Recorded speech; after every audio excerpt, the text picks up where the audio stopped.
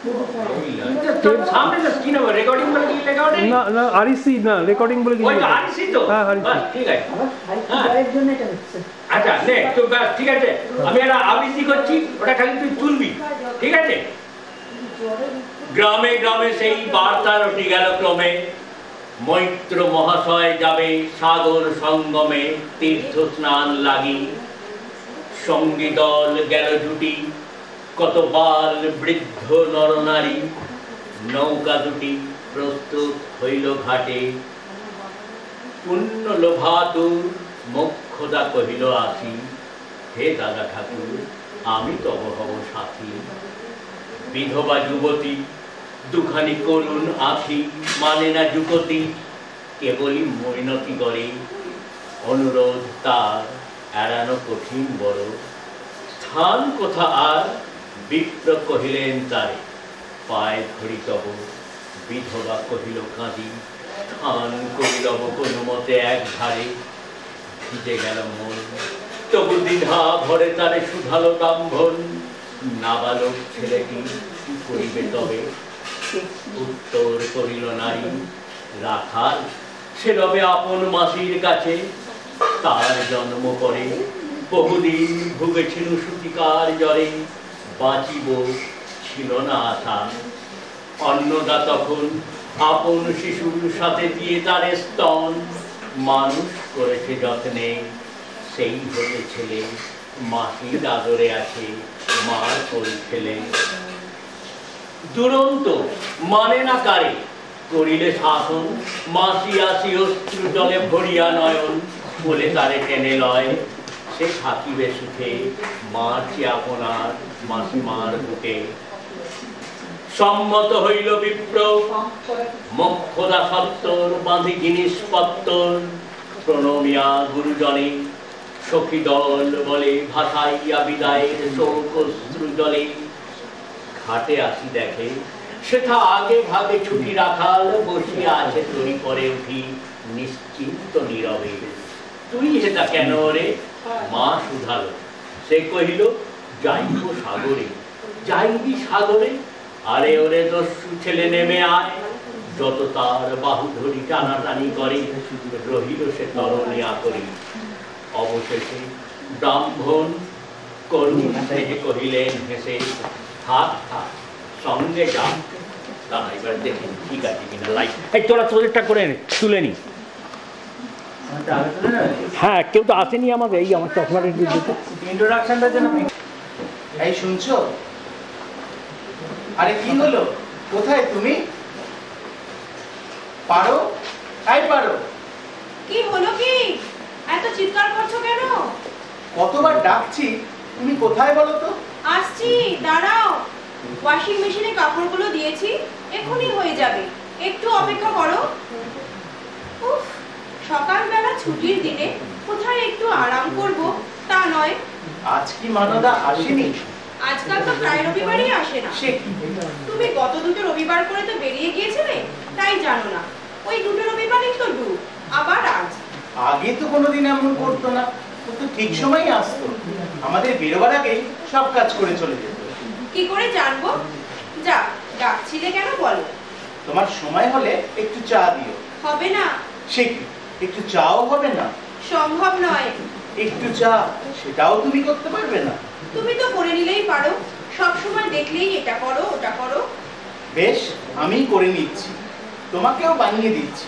অত কথা শুনতে আমি অভ্যস্ত নই কোথায় যাচ্ছো কিচেনে যেও না কেন যাব না কেন তার কারণ তুমি বলার আগে চা করতে গিয়ে দেখি গ্যাস শেষ হয়ে গেছে কি আশ্চর্য গ্যাস শেষ হয়ে যাওয়ার আগে অর্ডার দাওনি যা করবার সবই করা হয়েছিল গ্যাসও এসেছিল কিন্তু ঘুরে চলে গেছে তা এই সুখবরটা তোমাকে কে দিল শুনি পাশের ফ্ল্যাটের মিসেস চাকলাদার চমৎকার বাঙালি বাড়িতে কোনো উনুন নেই বাজে কথা বলো না তো গ্যাস ঘুরে গেলে আমি কি করব কেয়ারটেকার বিশুকে তো টাকা আমার দেওয়াই থাকে তা সত্ত্বেও গ্যাস এসে ঘুরে গেল কেন সে খবরটাও তুমি দেবে না খালি সিলিন্ডার না পেলে ভর্তি সিলিন্ডার দেবে কি করে গ্যাসওয়ালা কতবার তো বলেছি ডাবল সিলিন্ডারের জন্য অ্যাপ্লাই করো শুধু চা কফি খাওয়ার জন্য ডাবল সিলিন্ডার একটা সিলিন্ডারেই তো 2-3 মাস চলে যায় পুরো বছরটাই চলে যায় না এটার তো আছে বহুদিন হলো খারাপ সেটাও মায়ের ভোগে পাঠিয়ে দিয়েছো হ্যাঁ দিয়েছি, ফ্লাস্ক দিচ্ছি, যাও চা দোকান থেকে কিনে নিয়ে এসো।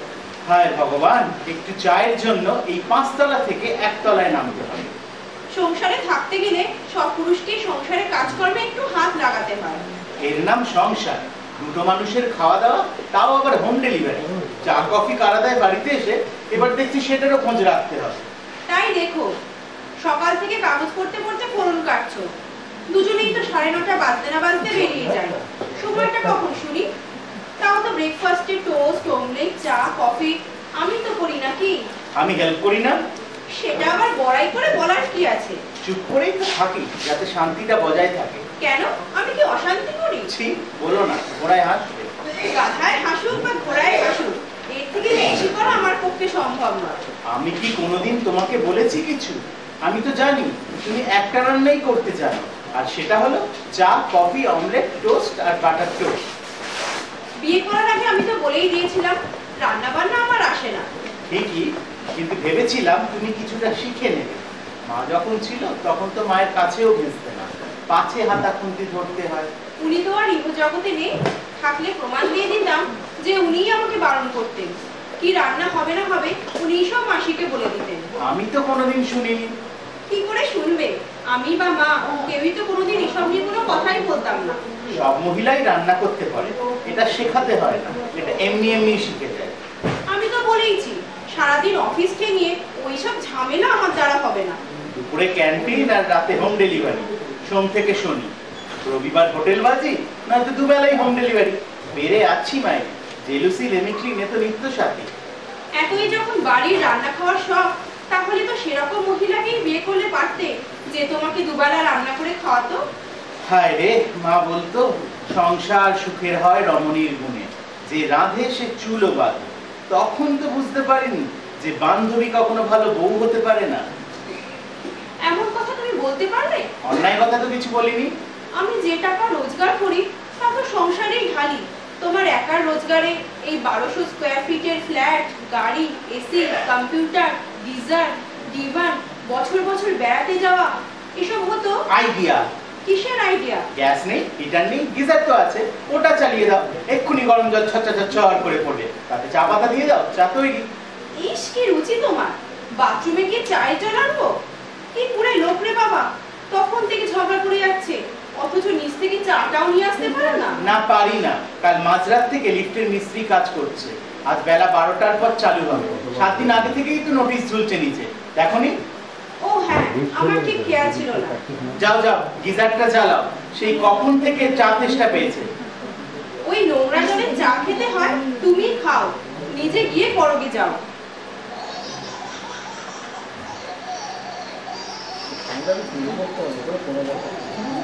এই মা ফোন করছে।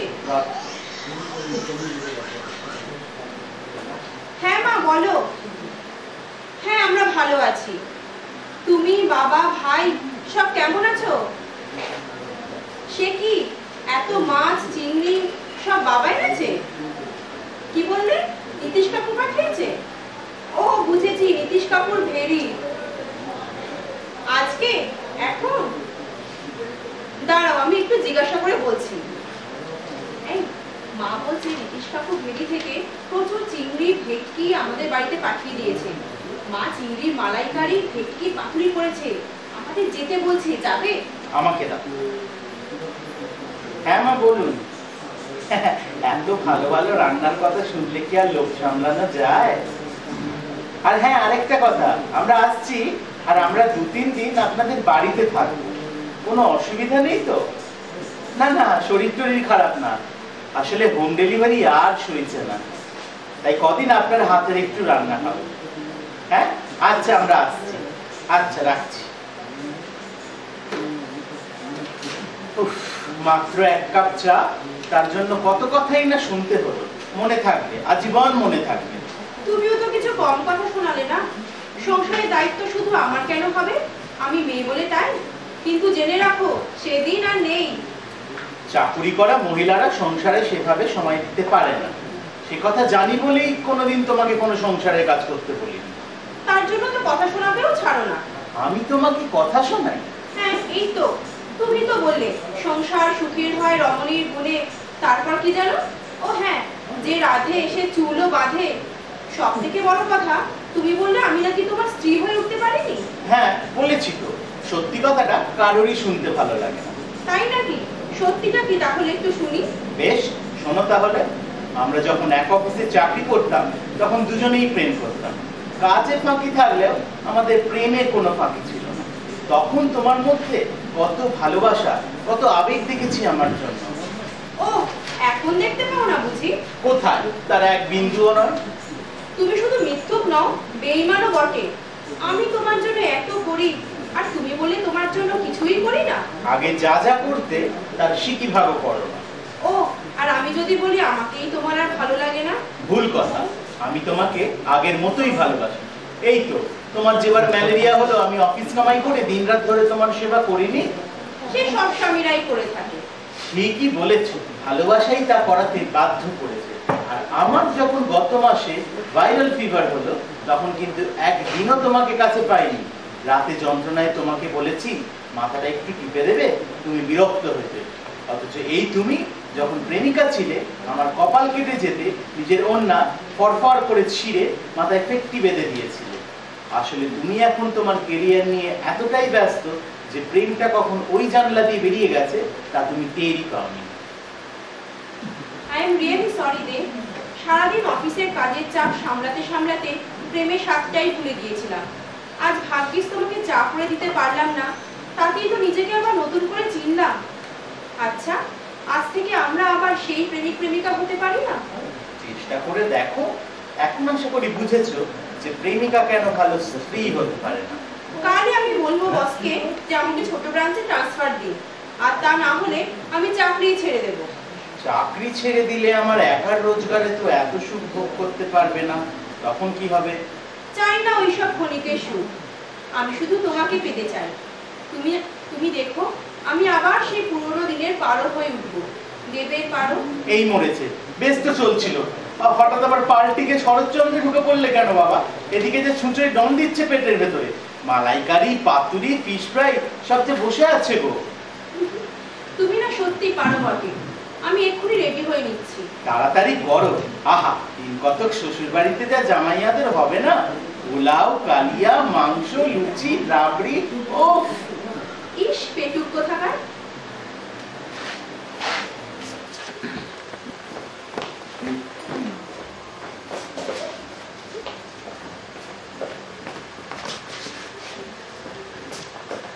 তুমি ধরে না আমার একটু বসো তো চুপ করে এখানে।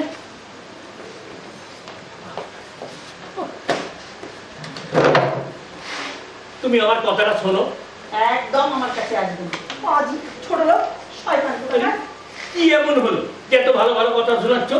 কি হলো জানো না তুমি? নেকা কতবার বলেছি সাবধান হও সাবধান হও, কি শোনে কার কথা? বুড়ো বয়সের মানুষ যেমন বেহায়া হতে পারে, তোমাকে না দেখলে বিশ্বাসই হবে না। এই দেখো খবরটা, ওসব বুড়ো বুড়ো বলবে না বই। তবে কি বলবো খোকা, একটা কাণ্ড জ্ঞান নেই। ছি ছি ছি ছি ছি ছি ছি, হ্যাঁ আমি লোক সমাজে মুখ দেখাবো কি করে? কোথায় আবার মেয়ে জামাই মা বাপ হবে?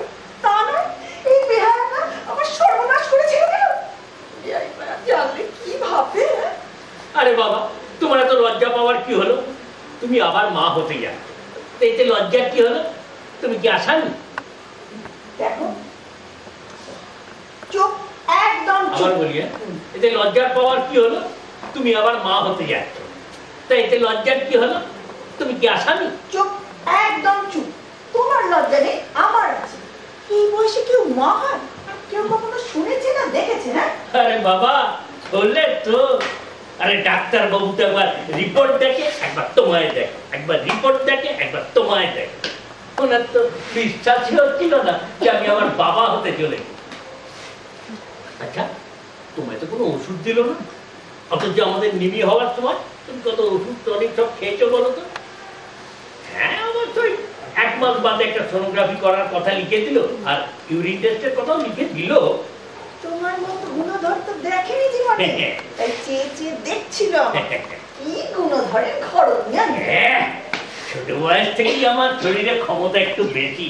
স্কুল কলেজে ফরওয়ার্ডে ফুটবল খেলতাম, কত গোল করেছি, বল একেবারে জল ছিঁড়ে বেরিয়ে গেছে। বল জাল ছিঁড়ে বেরিয়ে গেছে। হ্যাঁ। কুল মারার এক জায়গা পাও না। আরে। তার থেকে চেঁচিয়ে হাটের মাঝে বলো না আমি এবারে বাবা হচ্ছি। এই লোকটা আমার শেষ করেছিল রে। কি কুক্ষণে যে রাতে। এই শোনো, আজ থেকে তুমি আমার ঘরে শোবে না। তাহলে কোথায় শোবে? নিমির ঘরে। কেন? কেন মানে? সেটাই তো জিজ্ঞেস করছি। আমি তোমাকে আমার ঘরে শুতে দেবো না, ব্যাস। হ্যাঁ করে ইল্লি বলে দেখি। 25 বছর একসঙ্গে শুয়ে এলাম, এখন বলে কিনা আলাদা শুতে। দেখো, আমার সহ্যের একটা সীমা আছে। আমার মাথা গরম হয়ে গেলে জানো তো সবকিছু ভেঙে ফেলে দেবো।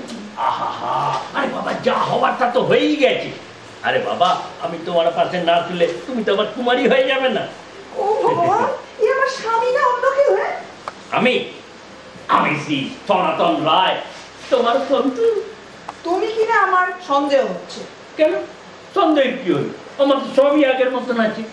আমার মাথায় আগে যেরকম চুল ছিল সেরকমই আছে, গায়ের রঙ আগের মতোই আছে। কই, আমার তো কিছু বদলায়নি। ডাক্তারের কাছে ঘুরে আসার পর থেকে তুমি যেন কেমন পাল্টে গেছো। আর বাদ দেখি, জীবনের দ্বিতীয়বার বাবা হতে যাচ্ছি, তাও এত বছর বাদ। 54 বছর বয়সে বাবা। এরকম আমার তুই জানাশোনা আছে বলে তো মনে পড়ে না। হ্যাঁ, এই তোমার গালে একটা আমি খাবো। কি তো ছোট লোক, তাই না? লাজ লজ্জাহীন। নেহাত স্বামী তাই, ছোট হলে কামড়ে গাল দাও। আরে বাবা, এই সময় এত উত্তেজিত হতে নেই। ও বেরাও, বেরাও, দূর হয়ে যাও এখান থেকে। আচ্ছা আচ্ছা, যাচ্ছি, তুই একটু শান্ত হতো। বেশি বয়সে মেয়েরা মা হলে কিরম হয়, তার ডাক্তারকে কি জিজ্ঞেস করতে হবে। কি পাপ করেছিলাম যে সত্যি এই বয়সে আমাকে ফাঁসিয়ে দিল। এটা তো অসম্ভব ব্যাপার। এখন তো মনে হচ্ছে আমার জন্য সবই সম্ভব, না হলে এরকম হয়? ছি ছি ছি ছি ছি ছি, হ্যাঁ? এসব কথা ওকে বলার মতো? অথচ উনি একেবারে ধেই ধেই করে নাচছেন। আচ্ছা, ও কি পাগল হয়ে গেল? মা, মা, ও মা, এই মরেছে, এই আজই এসে গেল। কি করি? সঙ্গে যদি আমার জামাই থাকে।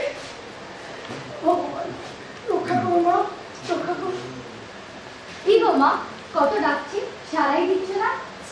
শরীর ঠিক আছে তো? তুই ভালো আছিস তো মা? আমার কথা বলো, আগে তোমার কথা বলো। আরে, সঙ্গে জামাই এসেছে? না, আমি একাই এসেছি। আচ্ছা, তোমার তো ডাক্তারের কাছে যাওয়ার কথা ছিল না, গেছিলে? চলো, আজ একটু বসো। তোমার তো সোনোগ্রাফি করানোর কথা ছিল, হয়েছে? কই, রিপোর্ট কই? এই দিকটা আসবে, হ্যাঁ, ওটা আমার নাল বাড়বে, তুই টেবিলে রেখে আসবে। টেবিলটা একটু অন্যরকম বলে তাই। কই, রিপোর্ট কই? আচ্ছা, বাবাই বা কোথায়? জানি না। আচ্ছা, কি হয়েছে বলো তো? তোমার মুখটা দেখে মনে হচ্ছে কিছু একটা ঘটেছে। বলো না মা, কি হয়েছে? আমার কথা থাক, তুই আজ থাকবি তো মা? না, কিছুক্ষণ বাদেই চলে যাবে। তোমার রিপোর্টটার জন্যই তো দৌড়ে দৌড়ে এলাম। দেখি, রিপোর্টটা তো দেখছি মাটিতে করে বরাবরই থাকছে।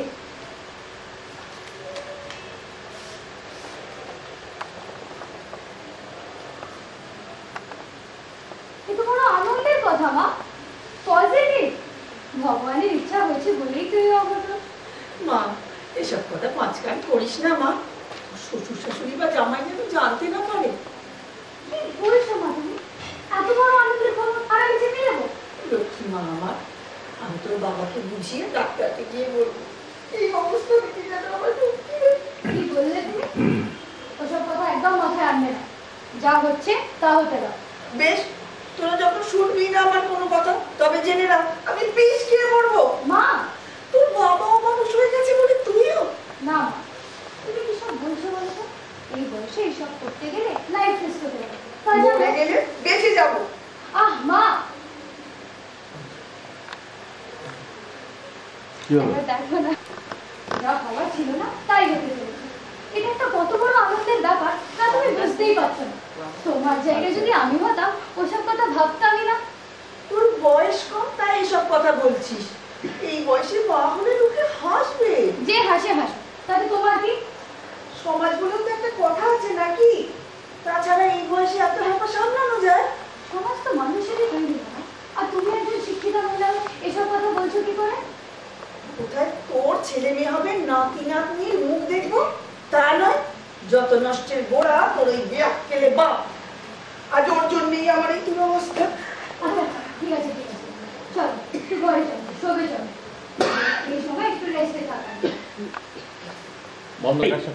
স্টার্ট। রেডি। কটা বাজে বলো তো? এই তো কিছুক্ষণ আগে ঠিক আছে।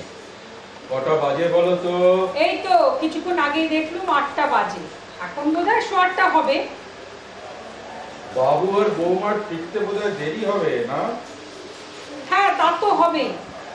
বাবুর বন্ধুরা বৌভার ওরা একটু আনন্দ ফুর্তি করবে বই কেয়ারটেকারকে বলেই গেছে রাত হবে ফিরতে। বেশি রাত না করে ফেরাই ভালো।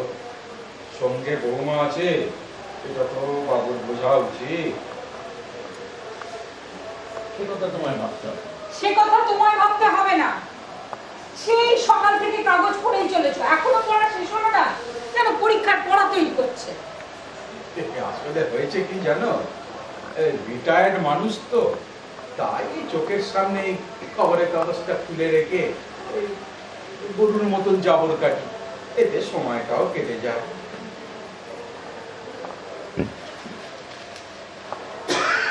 এই নাও পানটা নিয়ে বরং জাবর কাটো। হ্যাঁ তাই দাও। শরীর পার খেয়ে যাচ্ছে। মানুষের হাতটা সত্যি আমার জবাব নেই। ভাবছিলাম কালকে একবার বেয়াই বাড়ি যা। কেন? কেন কি বলছো? আমাদের বেয়াই বিয়ার আবার নতুন করে বাপ মা হচ্ছে, একটু মিষ্টি মুখ করাতে হবে না? আর আদিক্ষেতা দেখিও না। যে আদিক্ষেতার কি দেখি? তা নয়তো কি, এই বয়সে বাপ মা হলে ছেলে মেয়ে মানুষ হবে কি করে? আরে বাবা, মানুষের বাচ্চা তো মানুষই হয় নাকি? আহা, আমি তা বলিনি। মানুষ মানে যথার্থ শিক্ষা দীক্ষা দিয়ে বড় করে তোলা। সেটা তো তাদের নিজেদের ব্যাপার। ও ওনাদের কর্ম নিয়ে থাকবে তা না, দুজনে মিলে ফুর্তি করছে। ঠিক করেছে, বেশ করেছে। স্বামী স্ত্রীর মধ্যে মিলমিশ ভালোবাসা থাকবে, এটাই তো আসল ধর্ম, বুঝেছ? এই যে তুমি আর আমি কতদিন আলাদা আলাদা ভাবে ঘুমোই, এটা কি ধর্ম? ধর্ম নয়। না নয়, এটাই অধর্ম। জলের ধর্ম যেমন নিচের দিকে ধায়, আগুনের ধর্ম সকলেই পোড়ায়, সেরকম পুরুষের ধর্ম নারীর পিছে দায়। আহা, নারী বলতে আমি এখানে স্ত্রীর কথা বলছি। তাই বলে এখনো? হ্যাঁ এখন। আরে এখন তখন আবার কি? এখন তখন আবার কি? আমার যদি শরীর স্বাস্থ্য ওই বেয়াইয়ের মতন থাকতো না, তাহলে আমি এবার লড়ে যেতাম। তাই নাকি? বলি সেই বয়স কি তোমার আছে না আমার আছে? ঠিক ঠিক। পুরুষদের তুলনায় মেয়েদের পরিবর্তন তাড়াতাড়ি হয় বলে। তাদের শরীরে পরিবর্তন ঝট করে আসে, ফট করে চলে যায়। ঝট করে আসে, ফট করে চলে যায়। তা নয়তো কি? কলিযুগ তাই। তারপরে যদি যেতে পারতাম, তাহলে তোমাকে দেখিয়ে দিতাম সন্তানের জন্ম দেওয়ার জন্য তোমাদের প্রয়োজন হতো না। সন্তান তো মায়ের গর্ভেই 10 মাস থাকে, তারপর পৃথিবীর আলো দেখে। বলি, ভরদ্বাজ মুনির নাম শুনেছ? হ্যাঁ, উনি তো ঋষি। সেই ভরদ্বাজ মুনি একদিন গঙ্গায় চান করতে গিয়ে দেখলেন স্বর্গের ঘৃতাচি অপ্সরা আকাশ পথে চলেছে।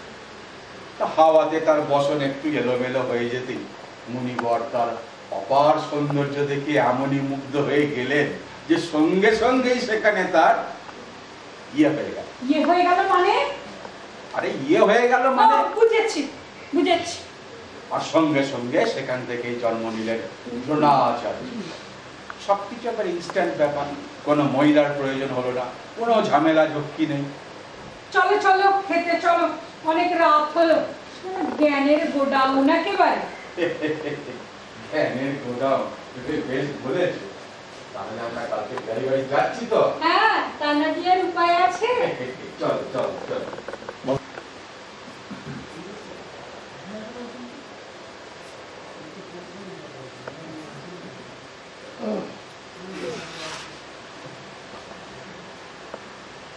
কি গোষ্ঠীর মধ্যে লিখছো? ও তুমি বুঝবে না। বোঝালেই বুঝবো। এসব থাক, তুমি একটু পাশে বসো তো।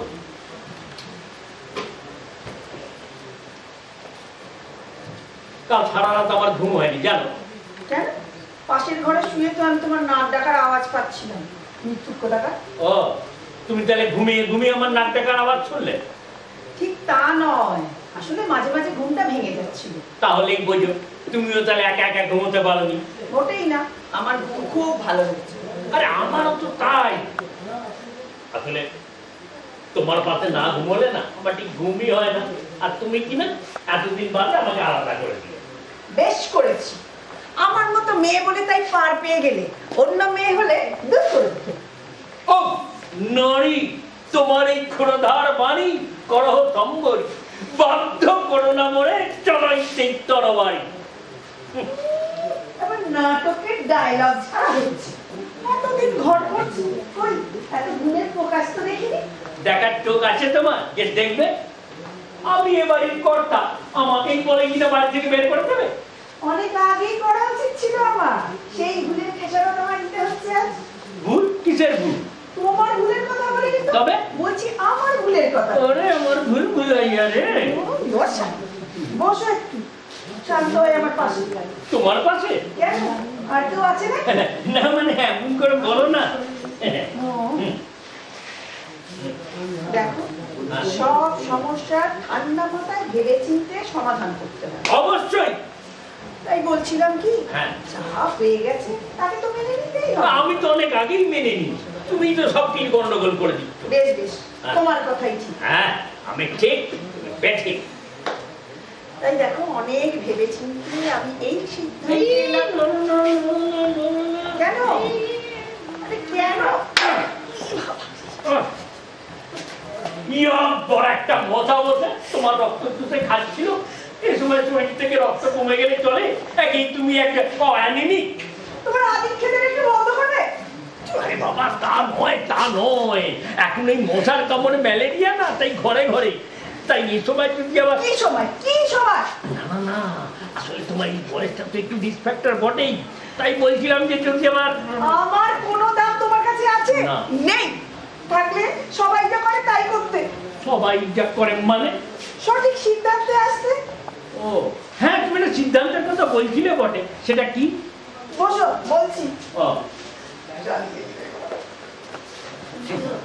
হ্যাঁ, দেখো, অনেক ভেবে দেখলাম হ্যাঁ, এই বয়সে মা হওয়াটা আমার ঠিক হবে না। না। আর তাছাড়া এই বয়সে এত হ্যাপা আমার শরীর নিতে পারবে না। তাই বলছিলাম কি, কবেই নেই তোমার এই সিদ্ধান্ত আমি মানছি না, মানব না। একটা গুরুত্বপূর্ণ আলোচনা চলছে, এ সময় আবার কে আছে হাজির? কি করে বোঝাই ওকে? এই ঘুম তোর মাথা থেকে কি করে নামায়?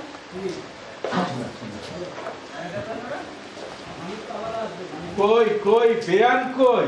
এই যে এত বড় একটা সুখবর। মিষ্টি জন্মনে দিতে বলছি। ও এখন থাক, বলি এত বড় একটা সুখবর এত দেরি করে পেলাম কেন? খুব অন্যায় কথা। আমরা সবাই আপনার পাশে আছি ভাই, আপনি কোনো চিন্তা করবেন না। বসুন, আপনি বসুন, আপনি বসুন। একেবারে রিয়েল স্পোর্টসম্যান। বৌমার কাছে আমি সব কথা শুনেছি, কোনো চিন্তা করবেন না, আমরা সবাই আছি আপনার পেছনে। বাবা আমার, বসো বাবা। না না মা, আপনি বসুন, আপনি যাও না, ভেতরের ঘর থেকে দুটো চেয়ার নিয়ে এসো না। হ্যাঁ হ্যাঁ, এই যে যাচ্ছি। আপনার কথাটা যখন প্রথমে শুনলাম জানেন হিরাই মশাই, তখন সত্যি খুব অবাকই হয়েছিলাম। তারপরে কালকে কাগজে দেখলাম ইংল্যান্ডের মিসেস জ্যাকলিন 60 বছর বয়সে আবার মা হয়েছে। তার স্বামী মিস্টার জ্যাকলিন, তার এখন বয়স 65। হ্যাঁ হ্যাঁ, আর তাদের যে প্রথম সন্তান, তার বয়স কত জানেন? কত? 37। এখন তারা ওই নবজাতককে নিয়ে কি আনন্দ করতেই না করছে। আরে ওদের কাছে তো আপনি ছেলে মান।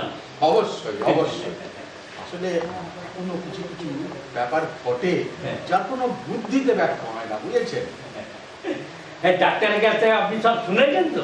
হ্যাঁ হ্যাঁ, উনি তো সব রিপোর্ট দেখলেন। আমি 1 মাস বাদে একটা সোনোগ্রাফি করতে বলেছেন। ওষুধ কি কিছু দিয়েছেন? না, ওষুধ কিছু দেননি, তবে 1 মাস বাদে ওষুধ শুরু হবে, আর ওই পুষ্টিকর খাবার খেতে বলেছে। হ্যাঁ, যেরামনি বলছেন সেরাম চলাই ভালো। মা রান্নাঘরে এত মা যা করি যা না, যে কার্তিকের মতো দাঁড়িয়ে না থেকে একটু জল খাবারের ব্যবস্থা করো। এই যে যাচ্ছে ঠিক আছে। ও আবার কেন দেবেন? আমি দেখছি। বুঝলেন বেয়া, আজকালকার দিনে বয়সটা কোনো ব্যাপার না। আজকাল মেডিকেল সায়েন্স এত উন্নত হয়েছে, এসব নিয়ে আপনি একদম ভাববেন না। বাবা ইনি মাকে খুঁজছেন। আচ্ছা মিসেস অনুরাধা রায় কে আছেন? কেন আপনার কি দরকার? আমি আশীর্বাদ প্যাথোলজিক্যাল ল্যাবরেটরি এর এক্সেপ্ট লিগ থেকে আসছি। আশীর্বাদ প্যাথোলজিক্যাল? ও হ্যাঁ হ্যাঁ, আরে গত পরশুতে আমার স্ত্রীর ওখান থেকে সোনোগ্রাফি করালাম। ঠিক বলেছেন। হ্যাঁ। তো আমাদের না স্যার একটা মস্ত ভুল হয়ে গেছে, আমরা স্যার ক্ষমা প্রার্থী। ভুল? কি ভুল? বলছি স্যার, ডক্টর সেন যিনি মিসেস রায় ট্রিটমেন্ট করছেন, হ্যাঁ। উনি আরেকজন অনুরাধা রায়, তার বয়স 28 বছর। হ্যাঁ। তাকে ওই একই দিনে পাঠিয়েছিলেন আমাদের ল্যাবেতে সোনোগ্রাফি করাতে। তা একই নামে দুজন মহিলা তো থাকতেই পারে। বলছি তাই ভুলের কি হলো? বলছি স্যার, ওনার বয়স লেখা ছিল 28 বছর, হ্যাঁ। আর আপনার স্ত্রী, হ্যাঁ। মাফ করবেন, ওনার বয়স হচ্ছে 48 বছর। আমাদের কম্পিউটারের ভুলে দুটো বয়সই হয়ে গেছে 48। তার ফলে আপনাদের রিপোর্টটা চলে গেছে ওই শ্রী অনুরাধার কাছে, আর ওনার রিপোর্টটা চলে এসেছে আপনার কাছে। আমি স্যার অরিজিনাল রিপোর্টটা নিয়ে এসেছি। অরিজিনাল বলবে আপনাদের রিপোর্টটা নিয়ে। আমি আপনাদের রিপোর্টটা স্যার নিয়ে এসেছি। ও কই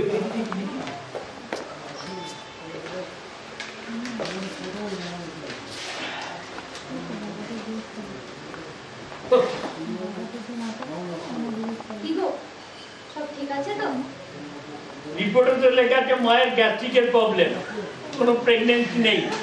আমি টেস্ট করব, আমি ল্যাবরেটরি উঠিয়ে ছাড়বো। হ্যাঁ কি ভেবে দেখি সব একেবারে ভেস্তে দিল। আপনাদের ব্যাপার স্যাপারটা কি বলুন তো মশাই, জানেন এর ফলে একটা কত বড় অঘটন ঘটে যেতে পারতো। বয়সটা ছাড়া তো আর কোনো ভুল নেই। তাছাড়া এই যে আপনাদের ভুলের জন্য যে হ্যাপা পোয়াতে হলো, আমাদের ল্যাব পুরো টাকাটাই আপনাদের মিটিয়ে দেবে। আর দরকার হয় আরেকটা আপনার এক্সরে ছবিও তুলে দেবে, অবশ্যই ডক্টর সেন যদি লিখে দেন তবে। উদর পিন্ডি উদর গাড়ি চাপিয়ে এখন এসে একটু মলম লাগাতে টেনে নিয়ে চলে এলো। তাহলে আগের রিপোর্টটা আমার নয়? না ম্যাডাম, তো তাই বলছি মা। আপনি আমার বড় উপকার করলেন। আসুন আসুন বসুন। আজকের এই শুভ দিনে একটু মিষ্টি করুন। মানেটা কি ম্যাডাম? আমি তো ভাবলাম জুতোর বাড়ি খাবো, এখন দেখছি মিষ্টি খাচ্ছি। আগে ওইটা খেয়ে নাও, তারপরে এইটা খাবে। শুরু হচ্ছে এক কাপ চায়ের জন্য। উপস্থাপনায় শ্রী প্রনীল দাস ও শ্রীমতী মৈত্রী দাস। শুরু হচ্ছে শ্রুতি নাটক এক কাপ চায়ের জন্য। উপস্থাপনায় শ্রী প্রনীল দাস ও শ্রীমতী মৈত্রী দাস। রচনা শ্রী সুজিত কুমার লাহা। দেবজিৎ ও পারমিতা স্বামী স্ত্রী দুজনে প্রথমে একই ব্যাংকে চাকরি করত। সেই সূত্রেই দুজনের আলাপ। পরে সেই আলাপ প্রেমে পরিণত হয়। বছর দুয়েক হলো তারা নতুন ফ্ল্যাটে উঠে এসেছে, তবে এক অফিসে আর নেই। দেবজিৎ এখন প্রমোশন পেয়ে পূর্ণ ব্যাংকের অফিসার হয়ে গেছে। পারমিতাও ওই ব্যাংকেরই অন্য ব্রাঞ্চের অফিসার হয়ে গেছে। যেহেতু দুজনেই শুধুমাত্র ফ্ল্যাটে থাকে, তাই অনেক রকমের অসুবিধার সম্মুখীন হতে হয় তাদের, যেটা এখন প্রায় পরিবারে দেখা যায়। প্রাচুর্যের অভাব নেই, অভাব আন্তরিকতার, অভাব ভালোবাসার। আজ রবিবার, ছুটির দিন। সকালবেলা দেবজিৎ মুখ ধুয়ে কাগজ পড়তে পড়তে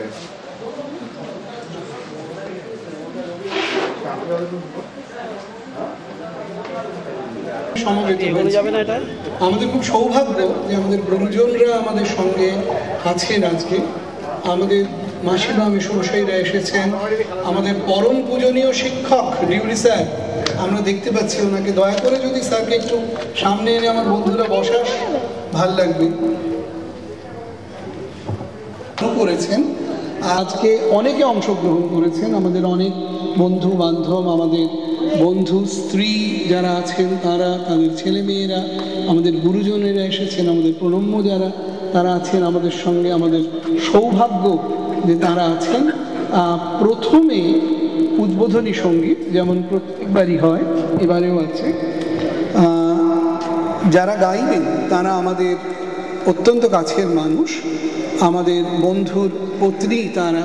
যেমন তনুশ্রী দত্ত আছেন, আছেন শর্মিলা চট্টোপাধ্যায়, আছেন মিতালি দাস, আছেন সুমনা পাল। আমি অনুরোধ করব যে ওরা যদি একটু দয়া করে মঞ্চের দিকে আসেন এবং সঙ্গীত শুরু করেন, তাহলে যারা বিচ্ছিন্নভাবে এদিকে ওদিকে ছড়িয়ে আছেন তারা সমবেত হবেন এবং ভালো লাগবে আমাদের সবার। স্যার আসুন।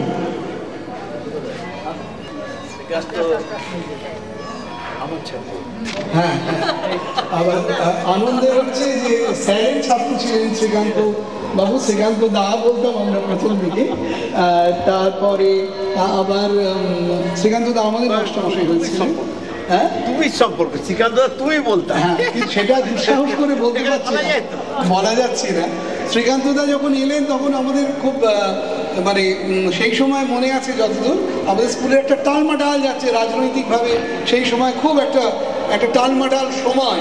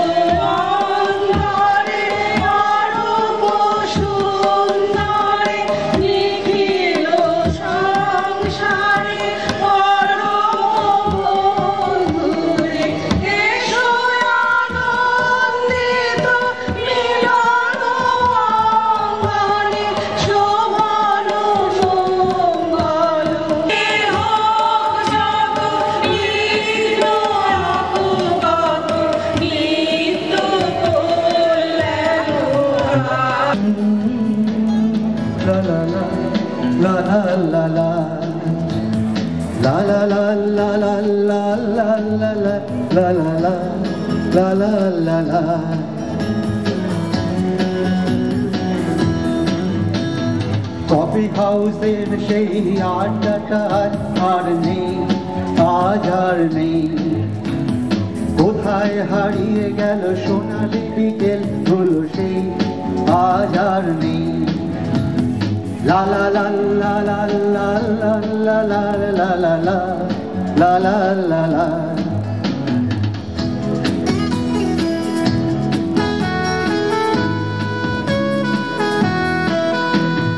নিখিলেশ প্যারিসে, মইদুল ঢাকাতে, নেই তারা আর কোনো খবরে। ব্র্যান্ডের গিটারিস্ট গোয়ানিজ রিসুজা ঘুমিয়ে আছে, চলে গেছে রমারা। অমলটা ঘুরছে দুরন্ত ক্যান্সার, জীবন করে কফি হাউসে সেই আড্ডাটা আর নেই, আজ আর নেই। কোথায় হারিয়ে গেল সোনালি বিকেল গুলো সেই, আজ আর নেই।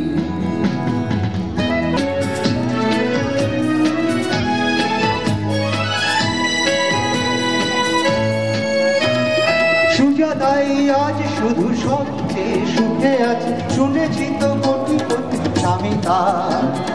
ধীরে আর জহরত আগা ঘোড়া মোড়া সে, গাড়ি বাড়ি সব কিছু দামি তার। আর করে জমিয়ে আড্ডা দিয়ে 7:30 ঘুরতা। কফি হাউসের সেই আড্ডাটা আজ আর নেই, আজ আর নেই। কোথায় হারিয়ে গেল সোনালি বিকেল গুলো সেই, আজ আর নেই।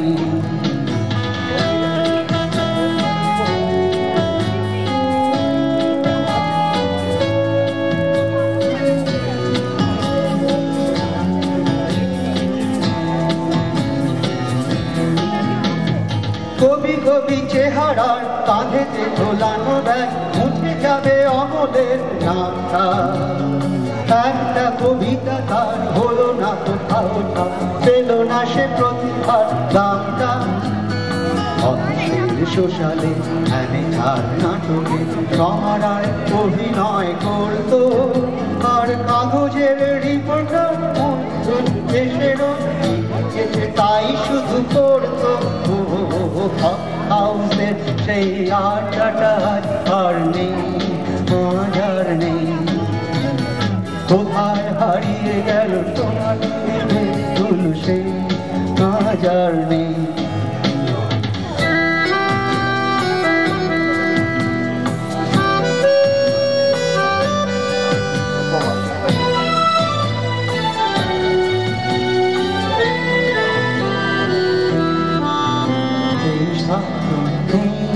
টেবিলটা তবু আছে সাধ্য, কাজও খালি নেই। কাছে বাগানে আজ এসেছে নতুন ফুল, শুধু সেই সেদিনের মালিনে। কত স্বপ্নের মেঘ ওঠে এই কফি হাউসে, কত স্বপ্ন মেঘে ঢেকে যায়। কতজন এলো গেল, কতজনই আসবে, কফি হাউসটা শুধু থেকে যায়। কফি হাউসের সেই আড্ডাটা আজ আর নেই, আজ আর নেই। কোথায় হারিয়ে গেল সোনালি দিনের দিল সেই আজ আর নেই। লা লা লা লা লা লা লা লা লা লা লা লা লা।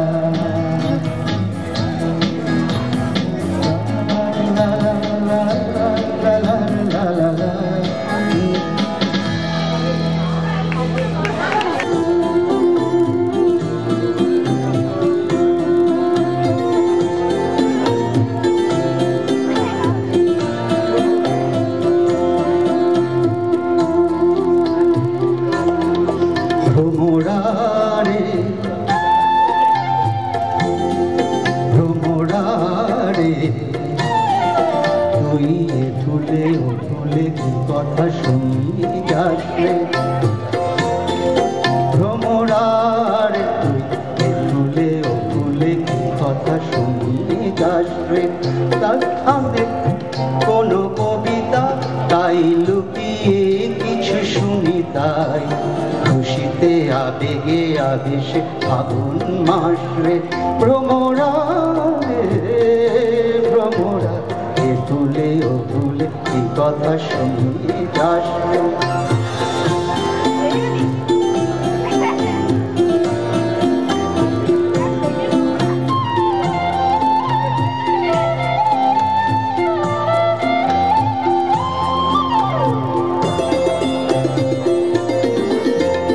মন ভোলানোর মন্ত্রটা তুই ভালোই গেছিস শিখে, যেই তোকে তার মন দিয়ে ফেল আকাশ নেতার দিকে।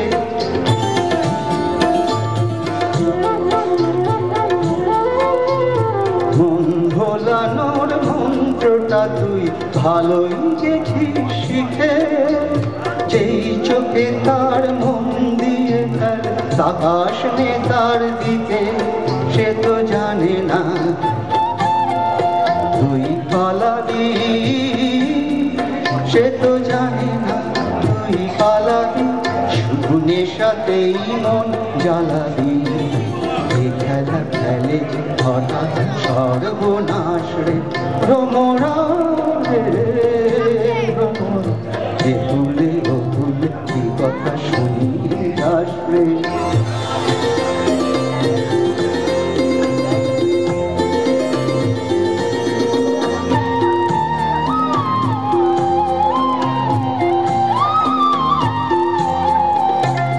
শুনেরা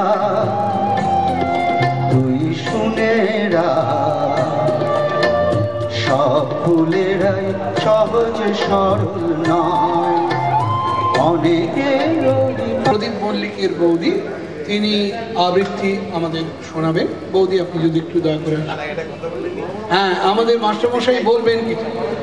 শুনুন, আমি আজকে বেশিক্ষণ থাকতে পারছি না, আমার একটা বিশেষ কাজে আমি বেরিয়ে যাচ্ছি। আপনাদের সবাইকে শুভকামনা জানাচ্ছি, আমার ছাত্রদের জানাচ্ছি শুভেচ্ছা, এবং তারা যেন সুখে থাকি, ভবিষ্যৎ যেন তারা আরো উজ্জ্বল হয়, এটা জানিয়ে আমি চলে যাচ্ছি। আমরা শ্রীকান্তদাকে আরেকটু বেশি সময় পেলে বোধহয় খুশি হতাম। কোনো উপায় যদি না থাকে একটু আমার বন্ধুদের বলবো একটু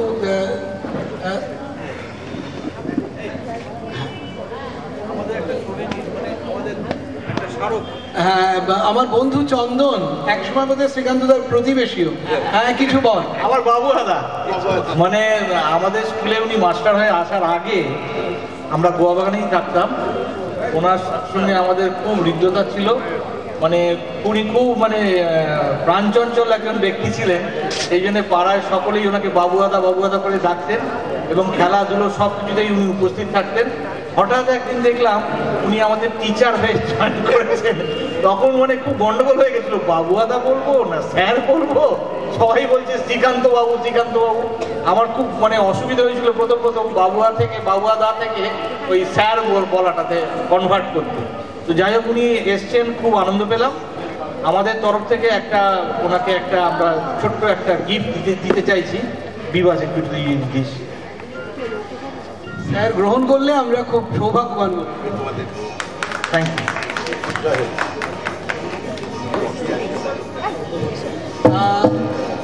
আমরা ঘোষণা করেছি, আমরা একটু পরে আমাদের মাস্টারমশাই আরও দুজন আছে এবং ওদের কাছে আসবো। এখন আমাদের বৌদি, ইন্দিরা বৌদি, তিনি আসবেন এবং তিনি আমাদের আবৃত্তি শোনাবেন। বৌদি এসে গেছেন, ক্ষমা করবেন আমাকে। হ্যাঁ, বলুন। নমস্কার, প্রত্যেককে শুভ বিজয়া জানিয়ে আমি আমার একটা স্বরচিত কবিতা পাঠ করব। গুরুজনদের অবশ্যই আমি সশ্রদ্ধ প্রণাম জানাচ্ছি। এদের বন্ধুত্বটা সত্যিই খুব দেখার মতন। এত বছর ধরে এরা বন্ধুত্বটা টিকিয়ে রেখেছে, সেই জন্য আসার আগে একটু মনে হলো, তাই একটু ছোট্ট করে বলে নেব। সুখের আগর। তপ্ত হাওয়া বলল ডেকে, কেমন আছো তুমি? ভালো ভালো ভালো আছি। কেমন আছো তুমি? তপ্ত হাওয়া বলল রোষে, দেখছো রোষে উঠছি ফেপে, তাই না দেখে প্রশ্নবাণে করছো জর্জরিত। দুঃখে আমার দাগ কাটছো, অপূর্ণতার খোঁজ নিচ্ছ, এমনই বন্ধুত্ব? না না না, সে কথা নয়, এটা সমাজ রীতি। দেখা হলে ভালো আছো, সম্ভাষণার প্রীতি। প্রীতির জোয়ার আনবে টেনে সবার শীতলতা, প্রীতি বিনিময়ে ঘুচবে সবার জটিলতা। সবাই মিলে হাসি খুশি আমোদে প্রমোদে জীবন খাতা ভরবে রে ভাই, উল্লাসে আর উল্লাসে। অবকাশে বন্ধু সবাই হাতে হাত মিলোয়, সুখ দুঃখের ভাগাভাগি তখনই হয়ে যায়। বন্ধু হও সবার। আরেকটি বলছি, শিল্পী। এটাও স্বরচিত। অব্যক্ত যন্ত্রণা অথবা যন্ত্রণাহীন নীরব পাথরখানি ভাবিতেছিল অথবা ভাবেনি, জানি না সেসব কাহিনী। প্রস্তরখানি পৃথিবীর এক কোণে প্রতীক্ষায় ছিল, কবে কে জানে লইবে তাহারে তুলি, গড়িবে তাহারে কোন কৌশলে, রূপ দেবে কোন মহিমা জালে, কোন ভাবনায় ভুলি। আইল সেখন, লইল শিল্পী, ঠকা ঠাঁই ঠাঁই শব্দ ভিত্তি চলিল শিল্পকলা।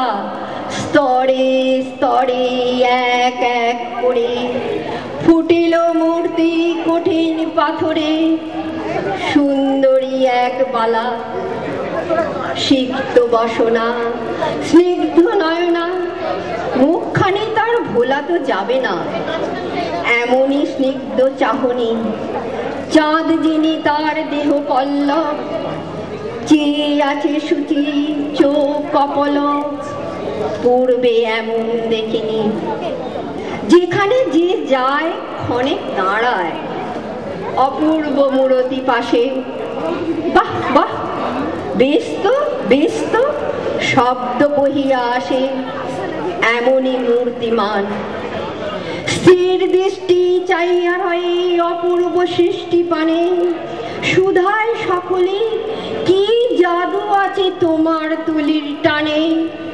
ওহে গৌরববান, কহিল শিল্পী, কিভাবে কি জানি গড়িয়া উঠিছে মূর্তিখানি। সরায় দিয়েছি বাড়তি যাহা, ফুটিয়া উঠিল এমনই কায়া। রূপ হতে অপরূপ, পাথরের মাঝে সব কিছু ছিল, চোখ কান নাক মুখ। ভাবিয়া ভাবিয়া সরায়ে দিয়াছি সকলই ধ্বংসস্তূপ। শিল্পর সাথে দক্ষতা মিলে পেয়েছে পূর্ণ রূপ। এতে কহিয়া স্তব্ধ শিল্পী, সভা নির্বাক নিশ্চুপ।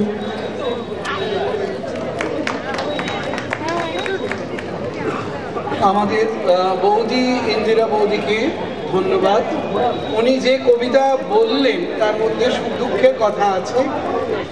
আমাদের এই 72-এর বন্ধুরা কিন্তু সকলে আজকে নেই, পৃথিবীতেও অনেকে নেই, কিন্তু আমাদের আনন্দ, আমি নাম করছি না, আমাদের এক বন্ধু সম্প্রতি চলে গেছেন, তার দিদি আমাদের সঙ্গে আছেন, আমাদের প্রণবমতিনী। আমাদের আর এক বন্ধু কিছুদিন আগে চলে গেছেন, ইঞ্জিনিয়ার ছিলেন, তার স্ত্রী এসেছেন। আমাদের ভাল লাগছে যে সুখ দুঃখ তো থাকেই পৃথিবীতে, দোলাচল তো থাকেই, তার মধ্যেও আমাদের মধ্যে যোগাযোগ যে এত সুন্দর আছে, সকলে আসছেন, সেটাই ভালো লাগছে।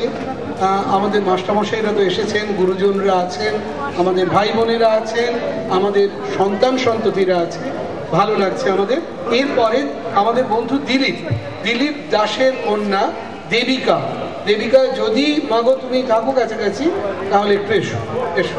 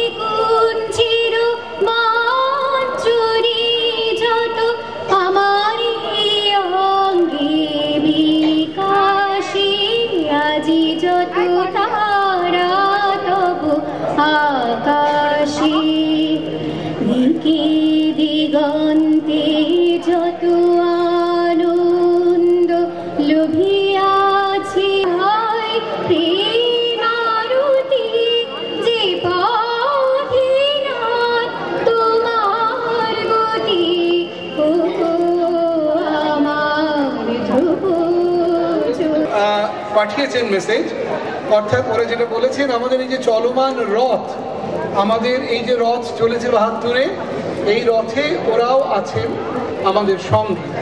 আমরা আসুন, ওরা কাছে নেই, আমরা হাততালি দিয়ে ওদেরকে একটু অভিনন্দন জানাই। আমার মনে হয় দূরে থাকলেও হয়তো অনুভূতির মধ্যে দিয়ে আমাদের এই শুভেচ্ছা ওদের কাছে পৌঁছে যাচ্ছে। আমাদের বন্ধু বিজ্ঞানী ডক্টর জয়ন্ত রায়, জয়ন্তর স্ত্রী গোপা রায়, গোপা আমাদের আবৃত্তি শোনাবে। গোপা তার কর্মজীবনে, গোপা একজন আইনজীবী আমরা জানি, কিন্তু এই শিল্পের দিকে তার দক্ষতা আমাদের সামনে প্রমাণ করবে। আজকে একটু শক্ত পরীক্ষা, আমাদের মাস্টারমশাইরা সামনে আছে, আমরা অনেক গান গোলা খেয়েছি তাদের কাছে, আমার মনে হয় যে গোপা নিশ্চয়ই উতরে যাবে। প্লিজ।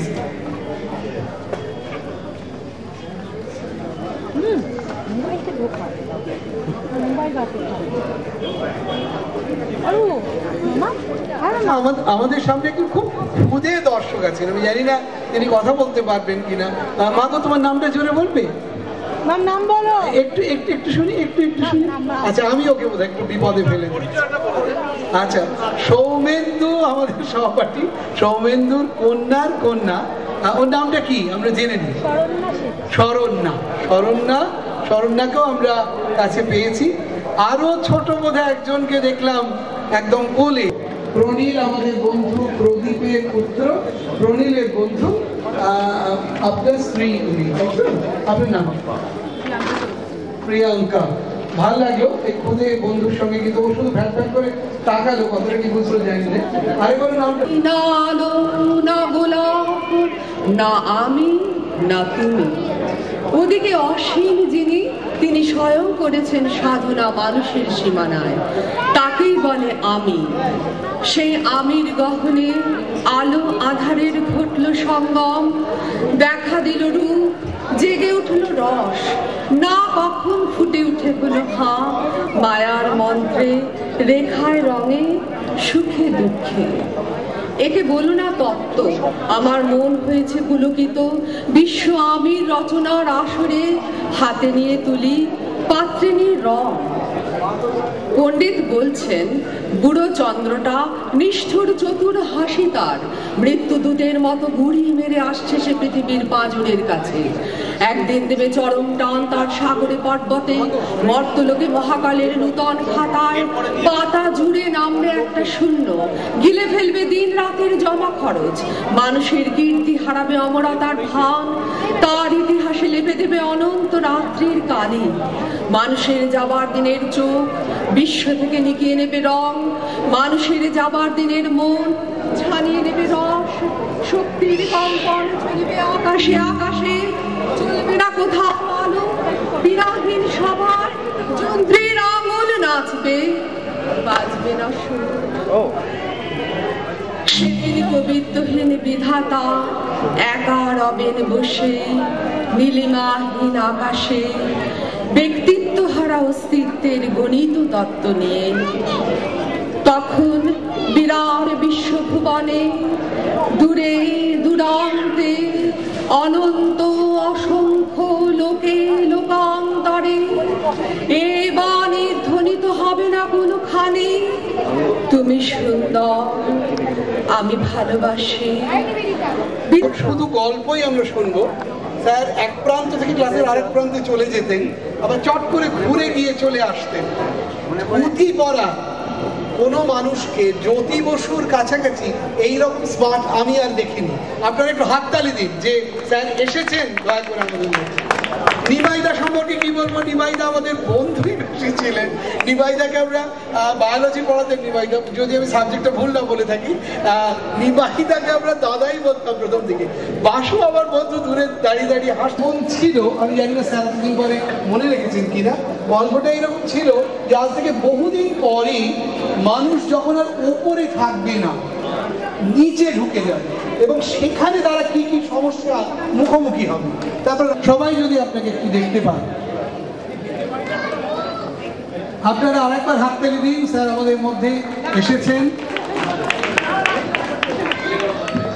হ্যাঁ স্যার। হ্যালো,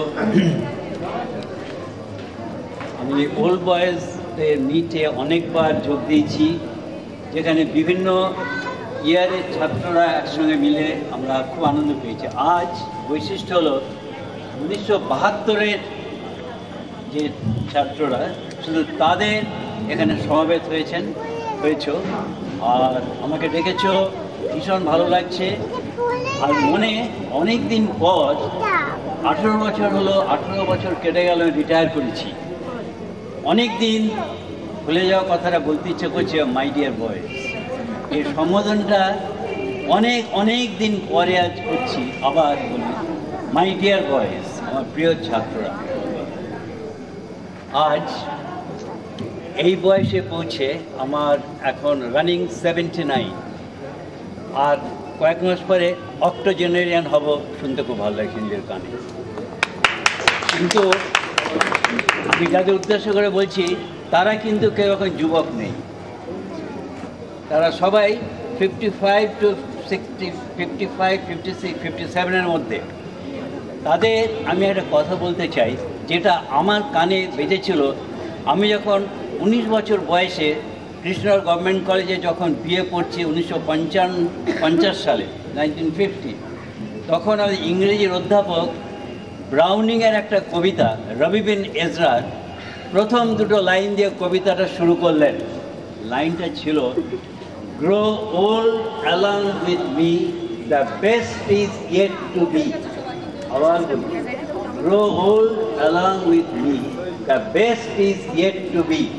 দারুণ অবাক হয়েছিলাম কথাটা কানে। বলেন কি? কবি বলছেন, আমার মতন বয়সে বৃদ্ধ হও, জীবনে ভালো জিনিসটা এখনো তোমরা পাওনি, পাবে। তখন 20 বছরের যুবকের কানে কি বলছেন, এটা ভুলো, এটা ঠিক না। আজ সেই বয়সে পৌঁছে 80-তে পৌঁছে Browning he told the most correct thing. If you have the eyes to see and mind to feel, then you will discover the best is yet to be when you are growing older and older and older. আমি তোমাদের থেকে প্রায় 15-16 বছর বেশি বয়স আছে। এই বয়সে পৌঁছে আমি নিজেকে দেখতে পাই, আমার একটু মেয়ে আছে, বিয়ে হয়ে গেছে, একটু নাতি আছে, স্ত্রী আছেন, কিন্তু নিজেকে এখন দেখি কি জানো তো, ভারমুক্ত বললে যা বোঝায় একটা শব্দ, ভারমুক্ত, নো ওয়েটলেস কালার্ড ফেদার, ভেসে বেড়াই। বাড়ির কোনো কাজ যদি করি, দে থ্যাংক মি ভেরি মাচ, খুব খুশি হওয়ার কোনো কাজ করে, যদি না করি আরো বেশি খুশি। অদ্ভুত একটা ব্যাপার। Grow old along with me. আর একটা ওই ভদ্রলোকে করেছিলেন ইমমর্টালিটি ওর ওয়ার্ডসওয়ার্থের, তাতে দুটো লাইন আর বলবো না কোনোদিন। বলেছিলেন জানো কবি, grow or each age has its compensation, both richer and